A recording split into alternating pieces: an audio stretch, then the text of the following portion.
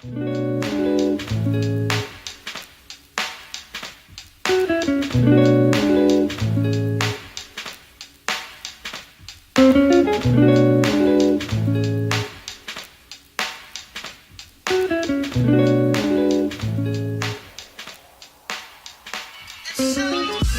everyone to the Girls in Movement podcast. We are officially on episode 23 today.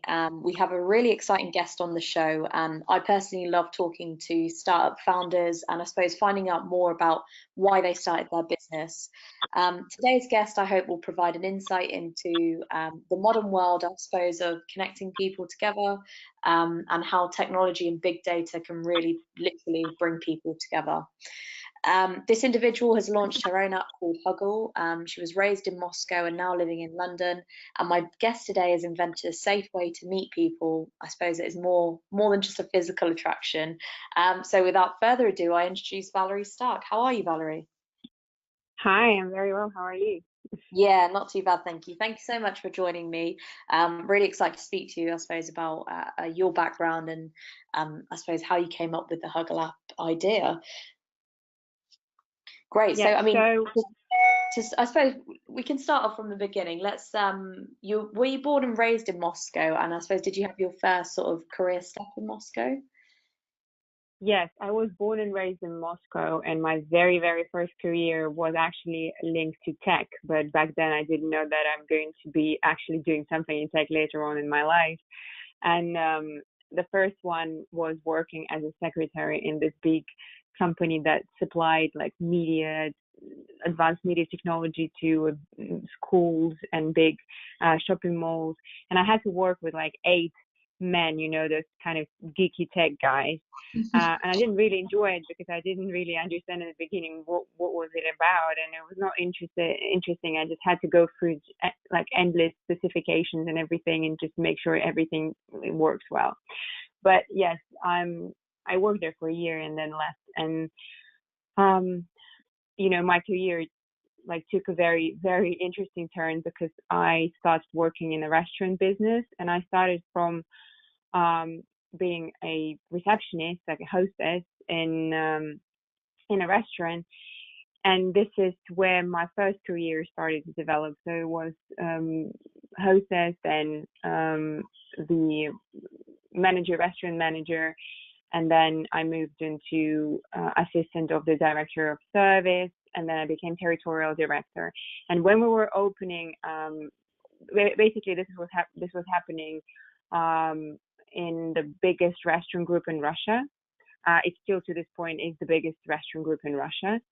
And we were expanding it into Europe. And at that point, I was territorial director of this area, similar to, say, imagine Beverly Hills, something like that. So it's kind of a luxury area. And we had several restaurants in that area. And I was responsible for those. It's, very specific people going there. And they all always account very difficult and different, from say like politicians to celebrities, and it's always like a pain in the neck, to make sure everything is well, because my position was covering literally everything from the relationship with the regular clients to suppliers, and just the overall quality of the service. So it's up to standards of the group of restaurants where I work. And then we were expanding into Europe, and we were opening restaurant in London. And this restaurant and setting up this restaurant was also my responsibility. I have to say that working in the restaurant business and meeting every day hundreds of people, working with thousands of people, because obviously each restaurant was a massive, massive business, helped me to understand the difference between places and type of people who go there. And later on, when I was setting up Huggle, it was very, very useful for me to understand this, psychology and how people choose places depending on their interest and lifestyle and who they are. So I moved to London. Not obviously setting up Huggle first, and it was a very different experience. But after setting up restaurant, I it was 8 years I was working in that group, and I got really tired, but I always wanted to live somewhere else. And soon, I went to my boss and I said, I feel like I need to take a break. Yeah. So I decided to take kind of a gap year and went to study, because I wanted to learn more about UK and about people here and everything. And I thought that studying would be something that would keep me busy and also help me to learn about British mentality and just generally about people in Europe. And then I would at the same time have a break, because, comparing studying in a university, even in a master's degree, it was much easier than running a business. So that's what I did. And at the end of the studies, I already understood what I wanted to do, and that was this idea of creating an app. And what happened was that, while I was working here, I was very busy and I didn't have opportunity to meet people.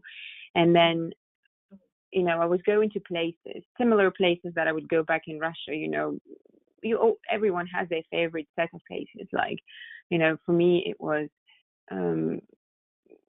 certain restaurants because of the certain food I like, gym, yoga classes. And that was my choice. And that obviously shapes my reality, my life choices. Everyone in the end of the day has 24 hours in a day, and it's up to you how you decide how to spend this time. Yeah. And that was my choice. And I was thinking that, I have those interests, and it will obviously help me to make friends through those interests. But then imagine you go to a yoga class or a gym. You don't approach people and say, hey, we're both like the same yoga mat. Let's be friends. Yeah. That's creepy.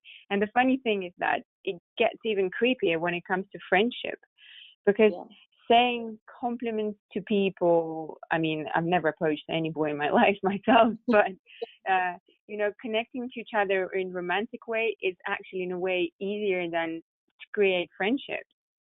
Definitely. And I realized that you can't just come and say, hey, let's be friends, or because we have the same interests. Clearly we go to the same place. Clearly we're both interested in the same thing. If we go to the same, art gallery, but you don't approach people. And but I was very curious to see who else goes to the same places as I do. And at that point, I had this a bit unhealthy obsession with Instagram, obviously, because I didn't have many friends. And I started, checking myself, posting a picture, checking myself in the place where I go, say again, yoga studio, and then check through this geolocation in Instagram, who else goes there. Obviously interested in people who has the same interests in life as I do. And through this approach, I met few friends. I'm still friends with all of them, because, you check out their profile, you like some pictures, you start chatting, and you instantly feel comfortable, because your Instagram is like your little bio. You can see where the person goes. You can see whether you have more common interests. And this is how I met my future co-founder, Stina. We used to go to the same yoga studio, and eventually we met at another place, which also was our common place. We realized it through Instagram geolocations. And I said to her that I have this idea of doing something, an app that will allow people to see how many places means interest they have in common, because place always means interest. Wherever you like in your life, whatever you do, you always need a place for it, a venue. And she instantly loved this idea. And we've been discussing with her that would be very important move in order to move away from, appearance-based apps, because what would always shallow for me is that through the apps that existed back then, you could only flip through people's profiles without knowing anything else about them. There might be a couple of words in a bio where they would describe themselves in a funny way, or guys put their, how high they are. Yeah. And I always find it weird, actually, why they always say the height and nothing else. Still yet to figure that out. But yeah, we realized that the appearance-based apps, they're very shallow. And it's funny that at the same time where there's so many movements that kind of want people to move away from appearances and to address problems like, racial biases, nationality biases, appearance biases, body shaming. At the same time, you allow people and you create those apps where people choose each other just by appearance. Yeah. You then obviously go into conversations, chats, but first initial thing is all based on appearances. And I find it quite shallow. And this is what we were thinking with Tina, that we need to fix this problem and allow people to have a different way to connect, to have more meaningful connections. Because what very often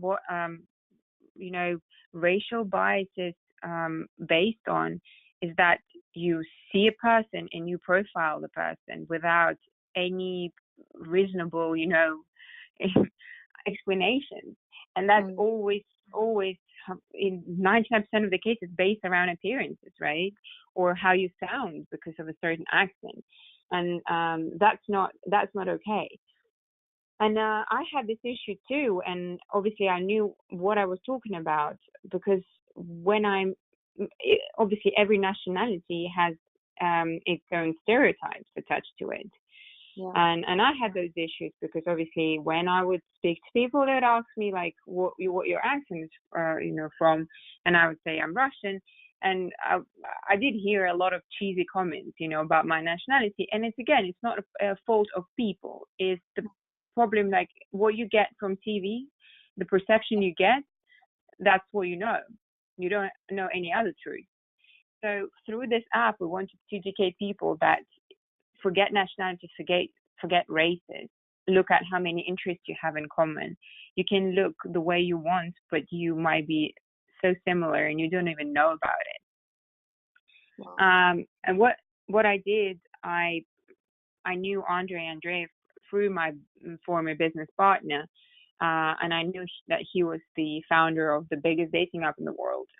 So I went to speak to him and presented this idea. He instantly loved the idea, and then we started talking more and more, and he wanted me to sell this idea to many other people who worked with him. And I remember it was countless conversations with people on board of his company, with developers, with everyone. Basically, what he wanted for me is to make sure I can sell it to anyone and explain it to anyone, because I myself always, whatever I do, had this rule of like grandmother, I call it. You need to be able to explain your idea to a grandmother. If she doesn't get it, no one will. And through this, I learned to explain it in like almost like 2-3 sentences what the app was about and what I wanted to achieve with it. And yes, that's what we did. We first developed a prototype with them. And how we set up business, I'm sure that's a bit different from what most of the people who do startups do.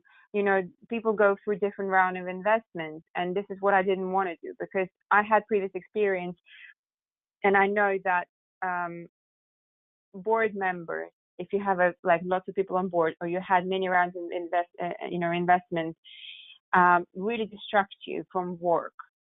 And I came to Andrei and I said, listen, we can set up this whole thing from the very beginning, decide like who gets what, and you're going to provide me with the technical resources, because obviously they have this massive machine, 550 people working, lots of developers, and they already have certain codes written. So it's basically for them more like a Lego, you take what already exists, and then you add on things to it, or, when you need to do it. So you write something from scratch, but then you something which has been coded before, you don't need to do it again. And what we agreed with him is that we agreed the shares in the very beginning, and depending on the growth, there are going to be also additional shares.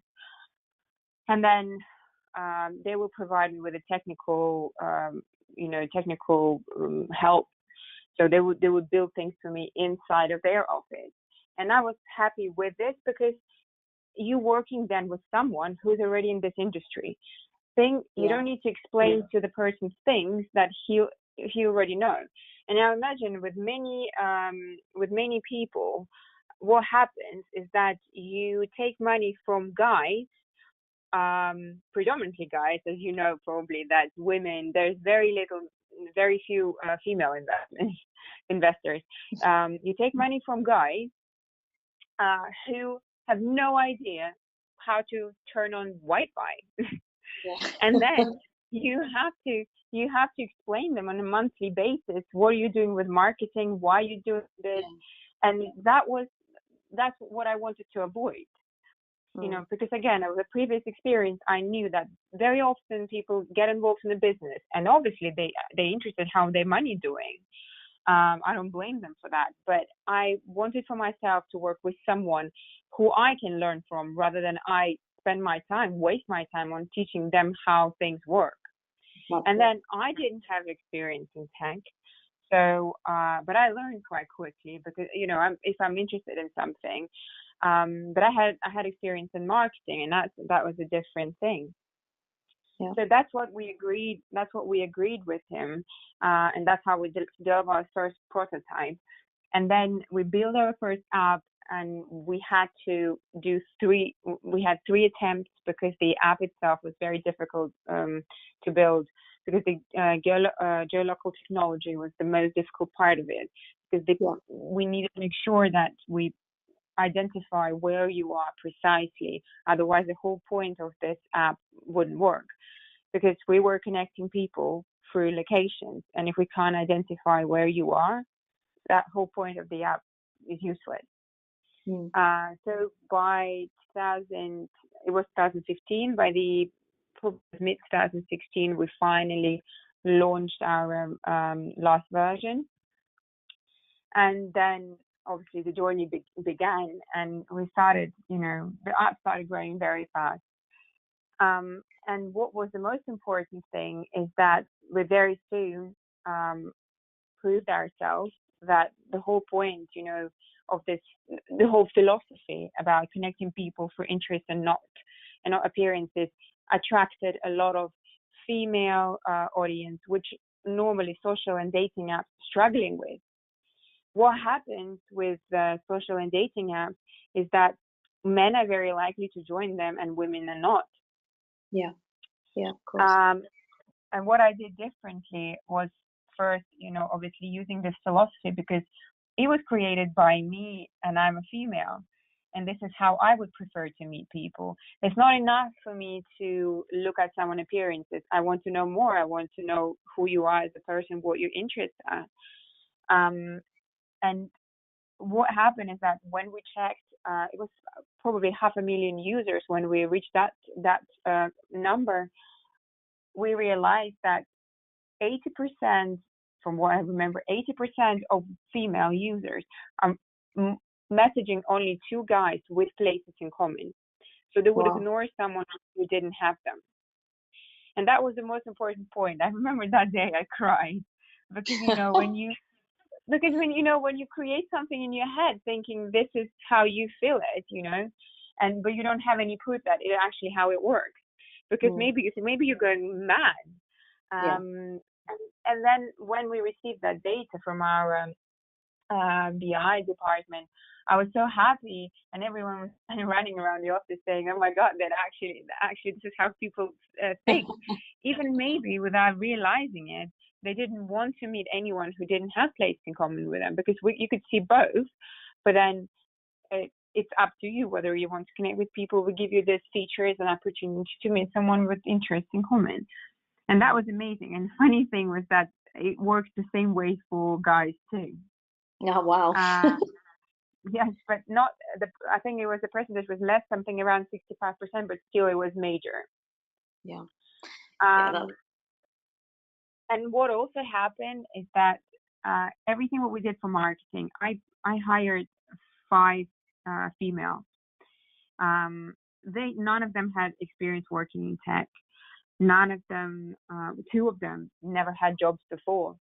But what I wanted is to find someone just young and cool who is into fashion, into stupid reality TV shows, everything that, everything that any girl in UK does and wants to do, And I would sit with them every single day, talking about their favorite brands, talking about what they aspire, and all this, girly stuff.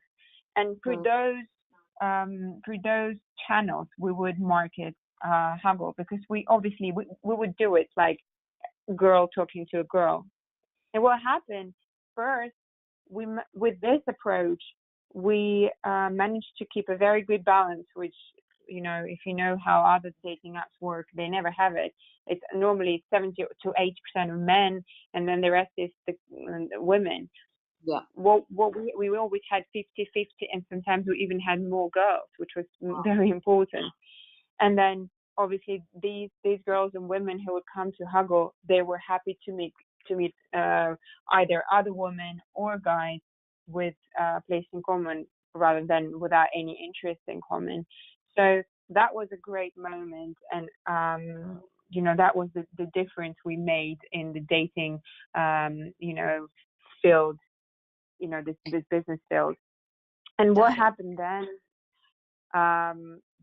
obviously the end of the story, Andre, he wanted to employ this philosophy and employ that marketing into a bigger brand, which is the main brand umbrella, Badoo, which has 385 million users registered on the platform, I think, at this moment, which is an incredible number. It's a very old platform. It's now 12 years old, and it was built before any other apps were there.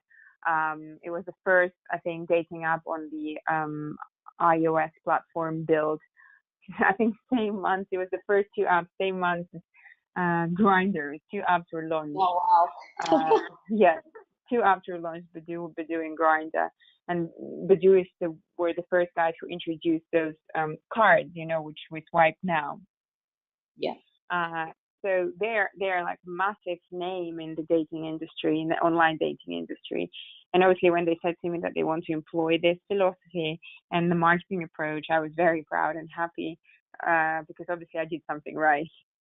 And what happened then, we obviously agreed on this transition. And for the past 3 months, I've been working on this transition. And we're there now. And this is how we agreed that the acquisition of the app, and my entire marketing team that I built became a part of the Badoo marketing team now. Wow. That's a phenomenal story.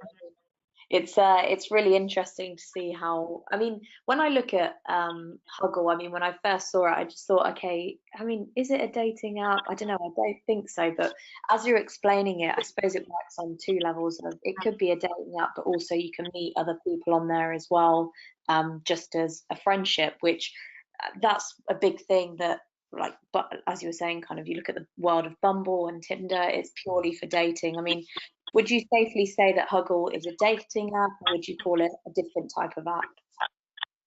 No, well, it's an app that you can use for anything. You can use it for dating or for friendship. And first, when we launched it, everything was a trial launch. It was just for friendship, and then it became we enable both things. So now you can still Huggle is still it's working app. So nothing changes for Huggle. It's still developed. It's just the marketing team. All the marketing efforts are now towards Badoo. But how you can use it is to choose what you want. There is a little icons which state whether you're there for dating or friendship, or you don't mind. Now for Bumble, it also has different settings, because they have Bumble Date, Bumble BFF, and Bumble Bees, and you can use it for dating, for friendship, and for business as well. So it's like a link app for similar to LinkedIn, but actually where you swipe and find people who you want to work with. So that Bumble allows us to, and with Bumble, we definitely shared a lot of, in terms of philosophy, we shared a lot, because both me and Whitney, we always wanted to eradicate all the abusive behavior in the apps. And as women, we know what it is, and we know how much it puts you off if you're a user of a dating app and it's really bad. and what you do through the app, because this is when your audience grows, you become responsible for how people interact. And when you have this ability to affect how people interact and influence them, you need to do it. There are a lot of companies who do nothing about that, and they have this ability and power. And I think if you do, with power comes responsibility, and you need to use this. And Bumble does very good with, like, obviously calling out and blocking all the abusive behavior, and that's really good. And they've done a lot of other things, banning the guns images in America on the app. So that's all great. And because Bumble is also a part of Badoo portfolio, because they are 79% belongs to Badoo, so it's the same situation like with Huggle, where we're built under the same umbrella. We, at some point, when Huggle was launched, we swapped seats, director seats, with Whitney, because we communicated a lot at that point, and it was good to advise each other on where app's moving, and to get each other's opinions on things. So it's very important, and it's important to have women on board with you, because when you build and create something as a woman, you have a different vision. Sometimes you come and speak to someone, an investor, and you say, listen, this is an issue, and you need to do it. And very often guys, and it's not bad or good, we just think differently. They say, no, that's not a problem. It doesn't exist. Your idea is not good. But then you create it, and women start to respond, and then you realize, well, actually, I was right. Because obviously it's hard to hear. It's same like with us, with men.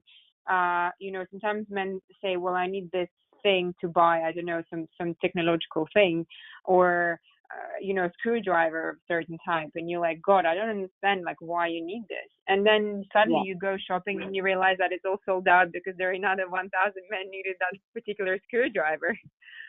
And you need to, I mean, it's not that simple, but we think differently, and we are biologically different, but it's not bad, because if we work together, we can always bring our opinion and visions into the company, and then create something amazing, because you then bring the best of both worlds.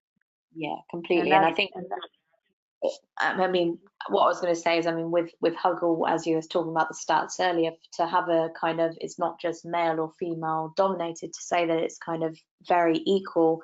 It's nice that you've obviously got a female opinion, but it's very rare. Well, I mean, there's apps which always have a kind of either male or female dominance. So I suppose you've got to get that balance of marketing and obviously how you communicate with individuals on the app as well. So yeah, and also it's great that you've kind of swapped seats, I suppose, with the people from Bumble, people like Whitney, who's created something amazing. And I think Huggle are definitely on their way to do similar sort of things.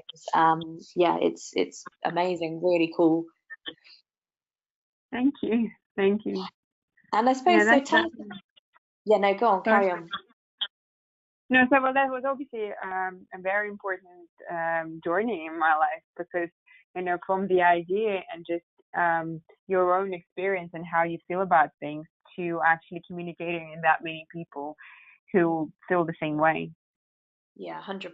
Especially with, I mean, the startup world is a tricky one to kind of master. And you were talking before about funding, and I think you hit the nail on the head to say that you don't want someone to be just the person who's just giving you a pot of money. You actually want them to connect you with other people. You want them to give you knowledge of the industry. And I think that's where a lot of startups fail. They chase the money, but actually you should be looking at the individual who's giving you the funding, and are they, because they're an extension of your team. They might not be on the payroll, but they are an extension to help you, I suppose, grow. I mean, yours. It reminds me of like the typical problem of the relationship that don't last. Because people sometimes get in together just because they want to be in relationship, but then they're missing the most important point, that the values, they need to be similar. And if you don't have similar values, these relationships never last. Exactly. And Exactly. it's exactly the same thing. Yeah, definitely. I mean, so tell us about your team at Huggle. Obviously, there's a transition happening, but what's the sort of plans for 2018, for the rest of 2018? Well, as I said, the now my team transitioned into Badoo, and the obviously the developers team, they're still developing Huggle and doing all the updates and everything, and it's going to be the same way now. But all the marketing efforts are now, we put it towards Badoo, and now certain features from Huggle and the philosophy of Huggle and the marketing is going to be used at Badoo. So the Badoo is going to be reshaped now. And Wow. again, as I said, it's a massive app, which is the biggest app in the world. Bigger than anything else. I can't speak for the Chinese market because it's a closed market. Obviously, I know they have some apps like Momo, and but they don't give you like full reports, never, so you can't say. But it's a very closed market. We're talking about America, Europe kind of market. Yeah. It's still the biggest market, and if through this transition we can influence that many people, I think this is the best achievement. Definitely, and I think it's a huge achievement of Huggle so far to be acquired by Badoo. I mean, we can only see the membership numbers kind of growing and growing, and with these apps, like not just dating apps, but it's all about getting as many kind of members in the system as possible to try and give yourselves as much data as possible as well. So it really is a numbers game, and sometimes that can be very, very hard to get the take up of an app, but it sounds like you've got the marketing right. So yeah, hats off, it's good stuff. Of course, but that's another thing. A lot of apps as well, if they are done by someone who's not that experienced like Andre was, same with Badoo, same with Bumble and Huggle, and also Chappie, that's another brand under the umbrella, which is a gay app.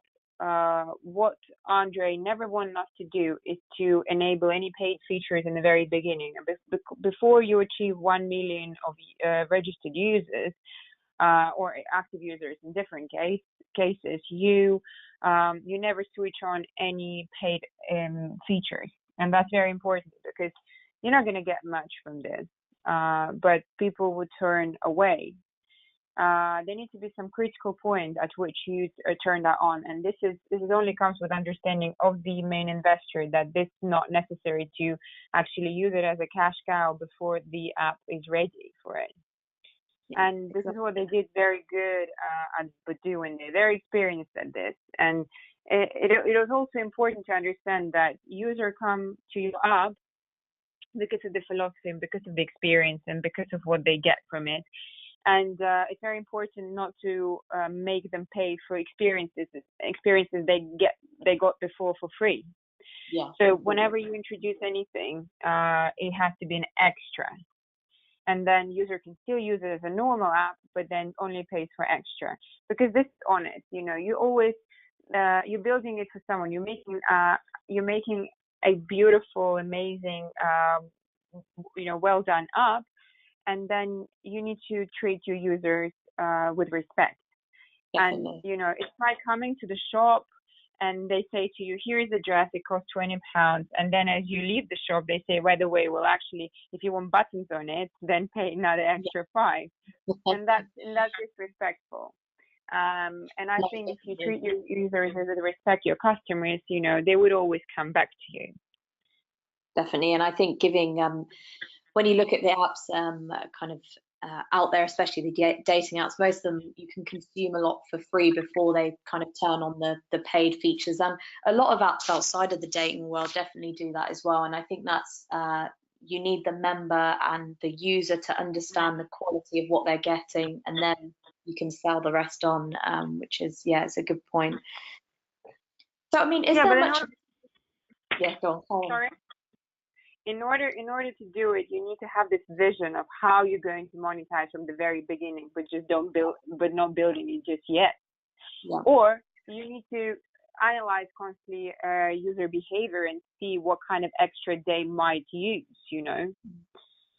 So that's Definitely. and this is exactly why I wanted to work with someone like Andre, because they have this massive BI department. They have this all big data, which they're analyzing every single month, and this is the massive value that gives you understanding of user behavior, and you Mm. can't buy it. This is just No, that it's true. it's a question of experiences and working with people, and for the past 12 years, you can't buy this. This is an asset. Yeah, definitely. It's phenomenal amount of data that I'm sure these kind of dating apps have on their users, because also it's pulling it from Facebook as well, which is huge. So I mean, if in Moscow, is there much of a startup scene? Would we ever see Huggle go to Moscow as well, or I suppose anyone access Huggle across the world? Oh yes, it's available in 180 countries. So you can download.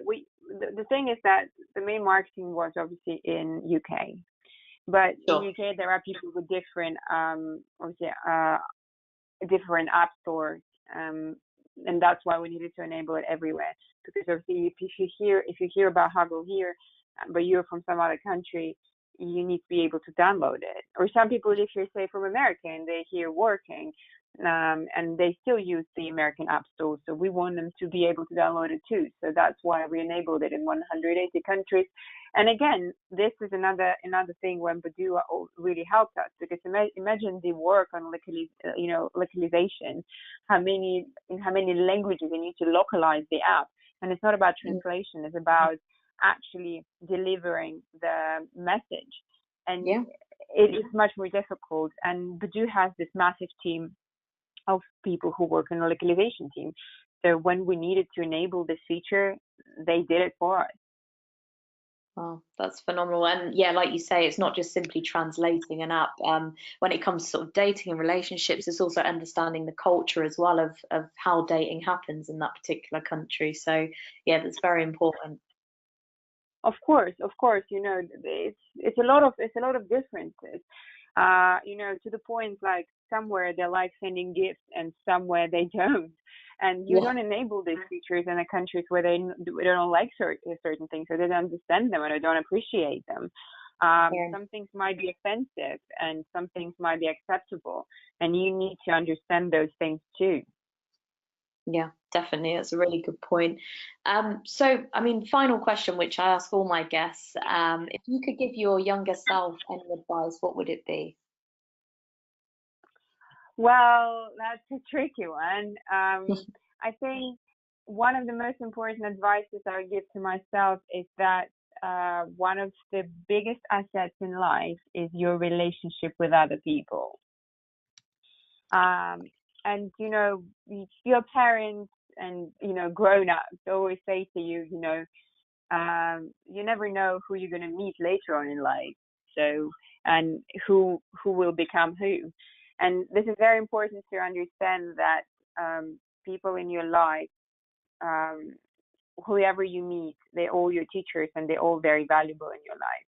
Mm. And keeping those relationships healthy, it's very important. And you never know how it's going to then affect your life later on.